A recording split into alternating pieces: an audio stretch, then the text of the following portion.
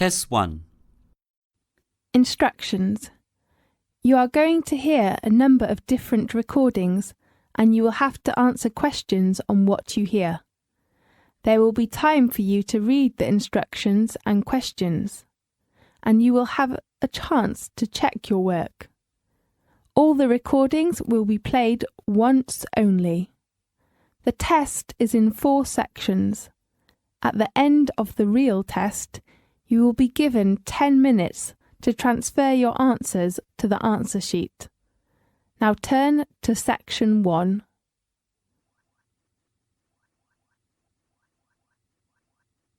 Section 1. You will hear a conversation about a part-time job. First, you have some time to look at question 1 to 4.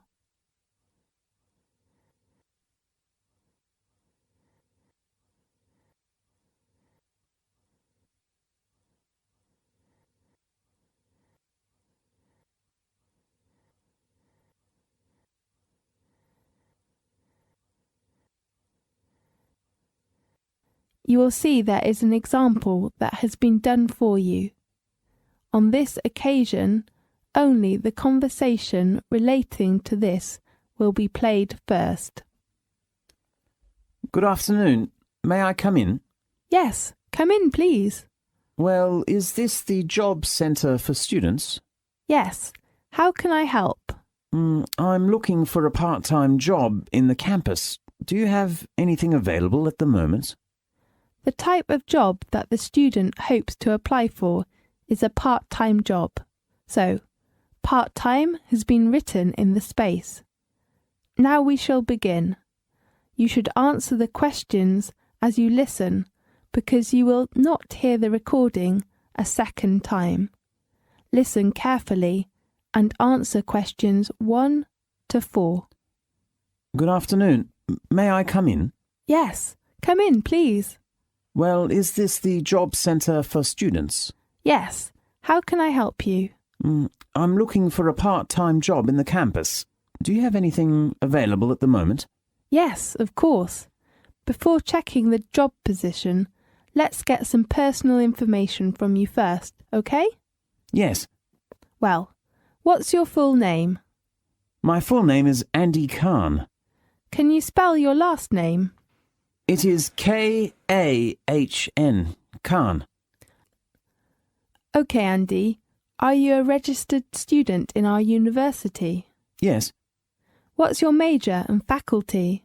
I'm studying educational studies in the educational faculty. Good choice.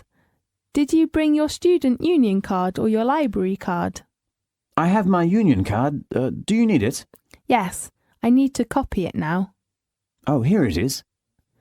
Okay, and can you tell me your mobile phone number? Oh, I just lost my mobile phone yesterday. I'm sorry. May I leave my home phone? Yes, of course.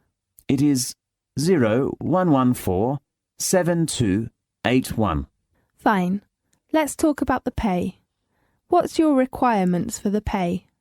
I think it should be about at least £10 per hour.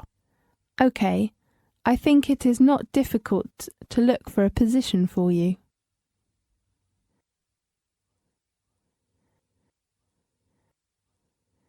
Now look at questions 5 to 10.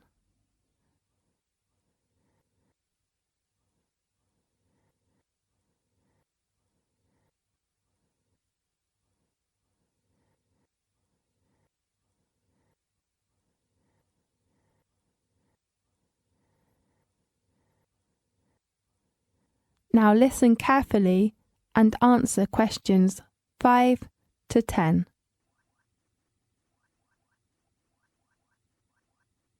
Well, let me check the vacant positions on the list. Here, a position in the computer lab is available now. In the computer lab? Yes.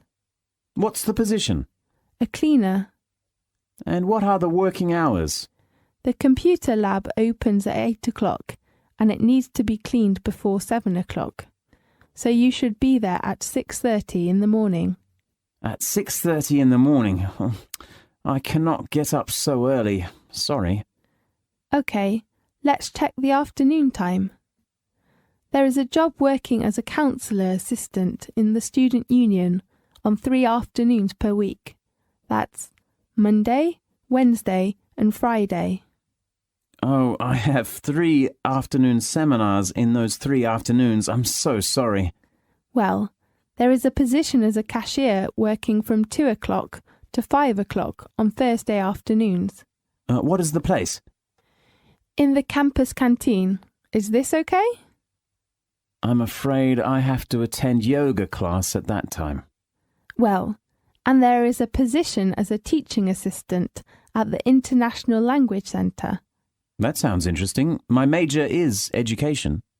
Well, they need a language teaching assistant to supervise student attendance and send out handouts in 3 evenings a week on Monday, Thursday and Friday. Great. Well, could you arrange an interview for me? How about next Wednesday morning at 10 o'clock? Is that the 7th of May? Right. That's fine. 10 o'clock on the 7th of May. Thank you very much. You're welcome. Goodbye. Goodbye. This is the end of section 1. You now have half a minute to check your answers.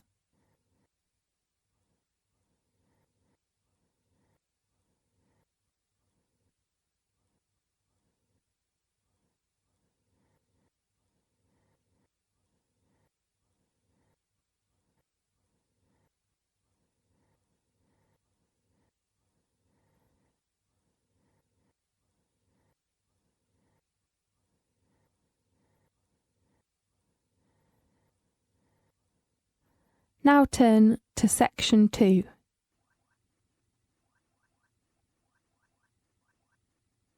Section 2. You will hear a student inquiring for some information about opening a bank account. First, you have some time to look at questions 11 to 15.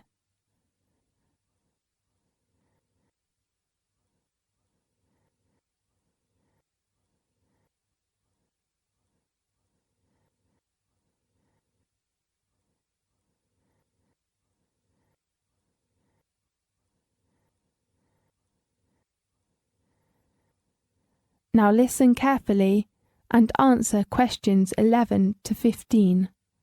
Good morning. What can I do for you? Good morning. I'd like to open an account. Could you give me some suggestions? Well, let's fill in the application form first. OK. What's your full name? My name is Jenny Chen. Is your last name spelt C-H-E-N? That's right. Fine, Jenny. Are you a student or do you have a job now? I should graduate this year, but I took off last year, so I am still a university student now. Fine. And your birthday? I was born on the 6th of July of 1987. And your current address? I will move into a new house, so... Just tell me your new address. It's on 25 Woodside Avenue. Woodside. One word? Yes. Do you know the postcode? Let me think. It is A83D6. A83. Are you sure it's not A38? Oh yes, it is. A38D6. Right, okay. Do you have a mobile phone? Yes, my number is 090-377-5115. The last one is your email. My email is skylight1987@msn.com. Right.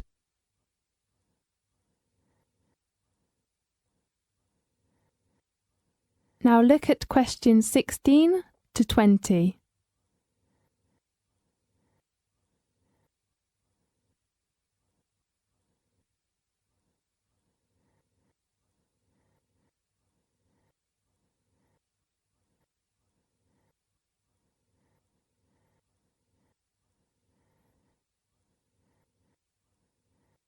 Now listen carefully and answer questions 16 to 20.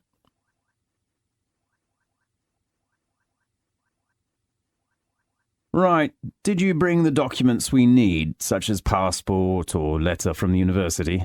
Yes, here they are. What type of account do you want to open? I'm not sure. Could you give me some suggestions? I see. How about the student account? It's a kind of current account. Student account. Does it have a high interest? I'm afraid not. If you want to have a high-interest account, maybe a deposit account is a good choice. But you have to deposit at least £5,000 when you open your account. Oh, how about the annual interest of a student account? It varies from time to time. At present, it is 3.5%. Right. I'll take the student account. That's fine. And can I get a cash card? Certainly, I will supply you with a cash card. Great. May I apply for an overdraft? I'm afraid you cannot. The cash card doesn't have a service of overdraft. Yes, I see. How much money do you want to deposit now? I have £600 in cash and £1,600 in travellers' cheques. So the total is £2,200. Right. Fine, please sign your name here where I've marked an X. OK, thank you. And this is your receipt. Thanks. Can you tell me the opening times of the bank? The bank opens from 9 a.m. to 3 p.m. on Monday to Saturday. And it's closed on Sunday? Oh no, on Sunday the bank often closes at 3 p.m. The last thing is the statement. How often do you want to receive your statement? Once a month. Okay, monthly. How about the other things? Anything else you want to know? No, thanks for your help. Goodbye. Bye-bye. This is the end of section 2. You now have half a minute to check your answers.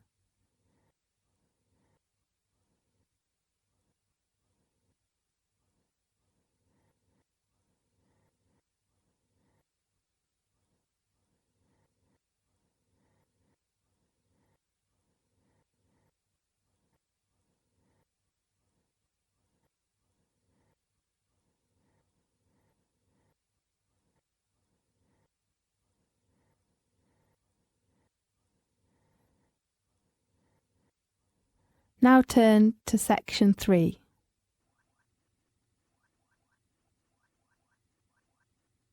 Section 3. You will hear a conversation between two students about a course feedback form. First, you have some time to look at questions 21 to 26.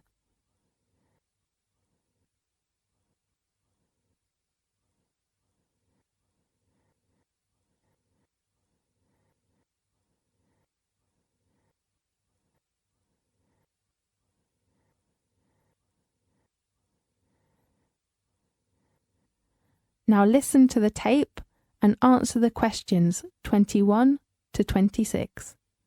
Hi, Anna. What are you doing? I'm filling in a feedback form. What form? The student feedback form for our course. Oh, I really forgot that. What's the date for handing that in? Tomorrow morning. Oh, no. Have you finished? I'm just beginning. Great. If you don't mind, we could do it together. Of course. Did you bring your form? Yes. OK, let's begin with the top first. It is a course name. Politics and Economics? No, it is our faculty name. Oh, sorry. According to the course data from the 20th of March to the 20th of June, I think the name of the course should be Global Economy. Are you sure that it is economy, not economics? Definitely. All right. The next item is the name of our subject advisor. Professor Robert Hanson. Right. Yeah, I like him very much. Me too. He's very handsome. Yeah, just like me. Yeah, nice and humorous. Yes, let's see the first point on the evaluation form, handouts and equipment. What's your opinion? I think the handouts are very good. I mean, they are clear and sent out on time. Yes, I agree, but do you think the words of handouts, well, maybe too many words? What do you mean? I mean, I have to spend so much time reading them, just like reading a book. Right, let's put that down. How about teaching equipment? I do really love the new multimedia. It's perfect. Yes, I agree, but the printer... It is really bad. Too old, and sometimes it doesn't work. Should we suggest a new printer instead of the old one? Why not? Let's turn to the second item. It is course structure. I do really like Robert's balanced design of the course. Yes, I agree. He organised it very well. Do you remember he sent out the course outline on the first class? Yes, it is very clear. I think it is a very good beginning and it is very important for the class. Right. I gained confidence from him after the first class. What about suggestions with course structure? Maybe... What? Don't you think we have too much research work in the first module? Research work? Yes, we only had one research in the second module. You are right. Let me put that down. Now look at questions 27 to 30.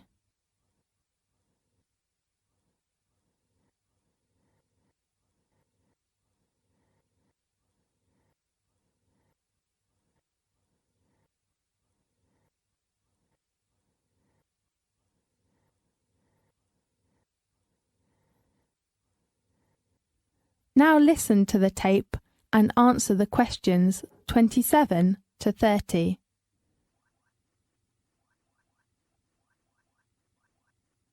The next one is practical training. Well, I think it's a good chance for our future job, right? Yes, I agree. I learn more knowledge from that than from other lectures. Right. What about suggestions for improvement? I think the department should supply more different places for us instead of just one. Yes, let's go on the next one. Assessment. What's your opinion? Fine. I got my feedback really quickly of one of my presentations. Yes, me too. But I think the exam time should be adjusted. What type of exam? Open book. Yes, I agree with you. Only 30 minutes is not enough. Yes. Anything else? What did you think about the essay? Too many. Right, there are 3 essays in one module. Yes. On other comments. What should we write? Jack, what do you think about the teaching? Well, I like Robert's teaching method. It is very flexible. Yes, me too. And I think we should advise Robert to help us to improve our writing skills. Right, that's all. Yes, that's all. This is the end of section 3. You now have half a minute to check your answers.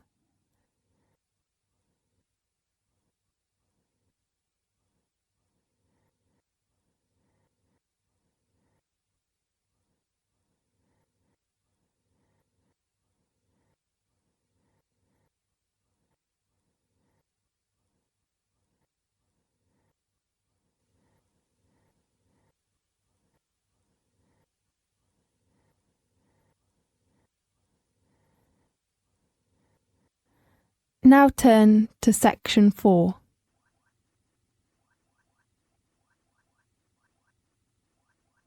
Section 4.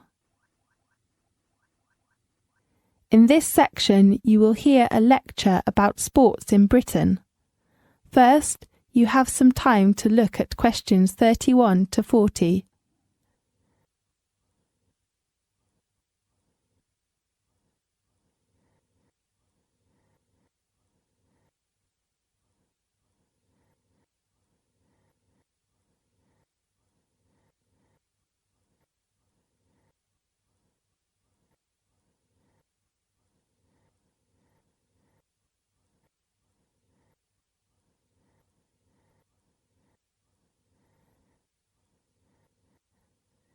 Now listen carefully and answer questions 31 to 40.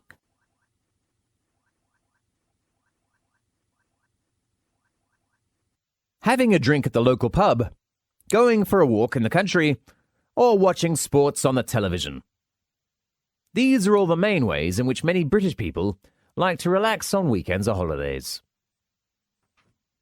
Such activities tell us about how modern British people like to spend their leisure time. But if you look more closely, we can see that these activities are not just recent inventions, but are deeply rooted in the British culture over many centuries. Today we will talk about some sports which we see played throughout the world and were born in Britain. Let's begin with football. As we all know, Britain is the place of origin of modern football. The idea of sports having seasons, like the football season, also comes from the natural rhythms of an agricultural society, where the timing of harvests and the general weather affected how people spent their time. Football is played in early spring, when the weather is wet and not too cold. In winter, bad weather kept people indoors, and they had not so much work to do on their farm. So, men used to doing hard work, or physical labour, found they needed to release their energy, and so got together regularly to play boisterous and fast games like football. Meanwhile, during the Renaissance, football had been regarded as a rough sport for the aristocratic young men, although all social classes used to join in on the local football match. Today, violence is still associated with football. Football hooligans, supporters of rival teams, sometimes clash before, during and after matches, and run riot through the city or town, breaking windows and beating each other up. Of course, the football violence gets a lot of attention. Nowadays, before some big matches when trouble is expected, police usually patrol the streets, pubs close to the football courts, and some shops, and even lock their doors and shutter their windows. The Football Association was set up in 1863. It is the league or association that the major teams compete in, for a trophy title known as the FA Cup. The Football Association puts out a series of measures to control violence, so as to ensure a successful match. A more gentle sport that is very popular in the world is tennis. Wimbledon, a town near London, is where the world's top players gather to compete. It has been one of the major sports events of the British calendar. As we all know, tennis was invented in Britain, but few people know tennis owes its origins to the church. According to the records, by the mid-15th century, people were making a game of bouncing a ball off the side of their local churches or cathedrals, first using the hand and later a racket. Football, archery, tennis, and other sports were frequently played in churchyards. In England, the sound of summer is said to be the sound of leather on the willow, the ball hitting a cricket bat. Cricket was one of the very first team sports in Britain to be played according to the same organised rules nationally. Before the Victorian era, and in modern Britain, people from all walks of life played cricket. But in the 19th century, cricket became a sport associated with the upper classes. It was a kind of snob game, played by boys who attended public schools. And then the sport became popular in the public school system, in the colonies of Australia, New Zealand, India, and Pakistan. British is full of idioms to the sport. Those who are not familiar with the game will be baffled by it, such as, "That's not cricket" means that's not fair, and "to play the game" means to be fair.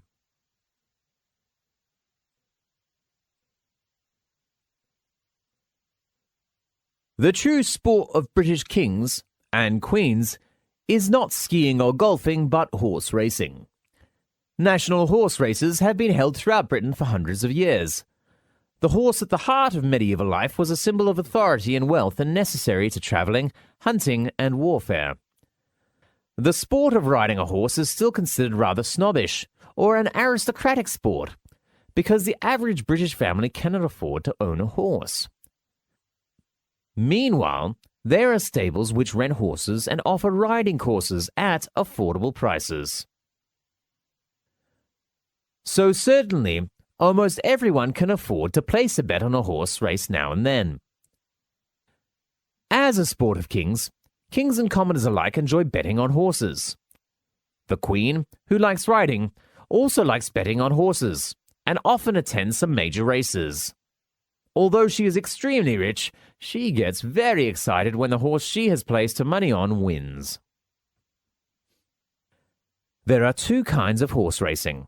The flat race, where horses and riders compete on a flat oval track.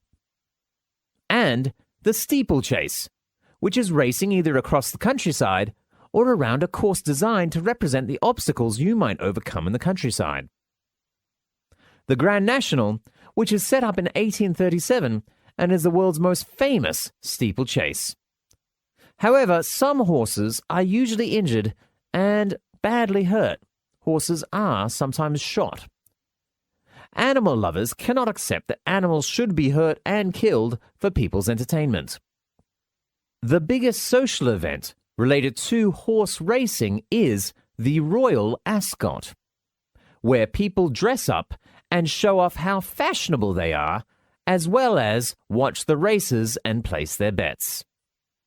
Women especially wear very delicate and exotic hats and dress designed for the occasion. Television and newspapers will often comment on their outfits. This is the end of section 4. You now have half a minute to check your answers.